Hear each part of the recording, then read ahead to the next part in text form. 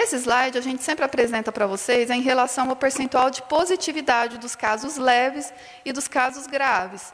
Então, vocês podem ver que, em relação aos casos graves, vem se mantendo uma positividade alta, em torno aí de 65% a 72%, o que quer dizer que, de todos os pacientes que internam, 70%, 65% realmente são por coronavírus, são pela doença e precisam, sim, de um acompanhamento adequado e ter toda a estrutura aí para esse atendimento.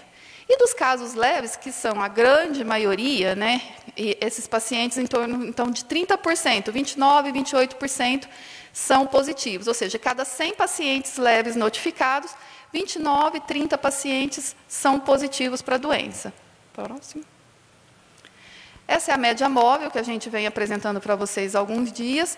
Essa média móvel, ela é em relação aos 7 últimos dias, é uma média dos 7 últimos dias, ou seja, ontem, que foi o dia 24, quando a gente fez esse dado, então é a média do dia 24 mais 6 dias para trás. Faz a média dos casos novos que entraram, então a gente tem a média móvel naquele dia.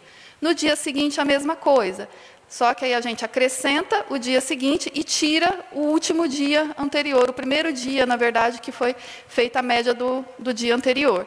Então, isso a gente vai fazendo a média móvel dos últimos 7 dias para cada dia, e aí nós temos esses resultados aí em relação aos casos confirmados.